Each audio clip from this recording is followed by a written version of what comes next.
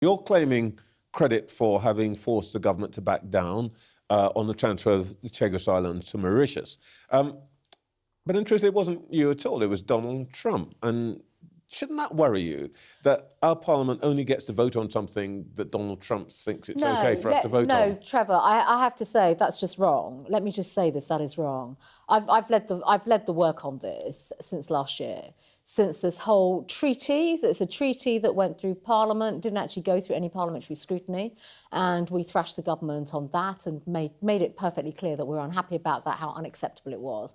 And it was through forensic scrutiny, over 160 parliamentary questions, forcing debates, which the government did not want, really putting them under scrutiny. But they didn't back off until Friday, after Donald Trump had So there are two things position here. It is right that the President spoke about this, and there's been a lot of work over the last 12 months, and more interestingly, over the last 4 months, and that is the silent diplomacy. My party is engaged privately. I have had conversations in the last year with the State Department as well, and there are others that we've engaged with. In fact, the reason why this has now become a massive problem for the government is because I think it was last Tuesday in the House of Commons when there was ping-pong between the House of Lords and the House of Commons, and this shows that you need to be forensic in Parliament, work as a team between two houses.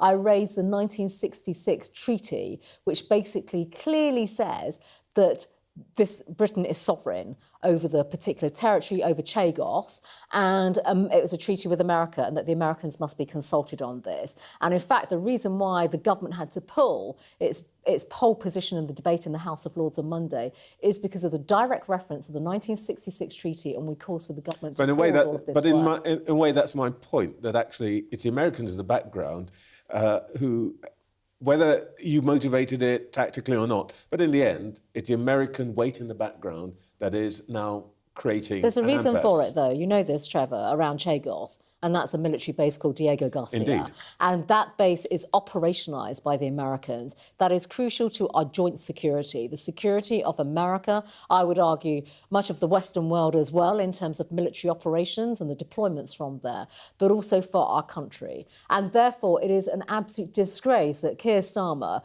through his complete weakness, basically wanted to hand over, and by the way, this is the whole of the Labour government, hand over Chagos to the government of Mauritius. We were the ones that did the scrutiny on the £35 billion that we would also give to the government of Mauritius. What that means for our country in terms of denuding our national security, lack of transparency, lack of accountability.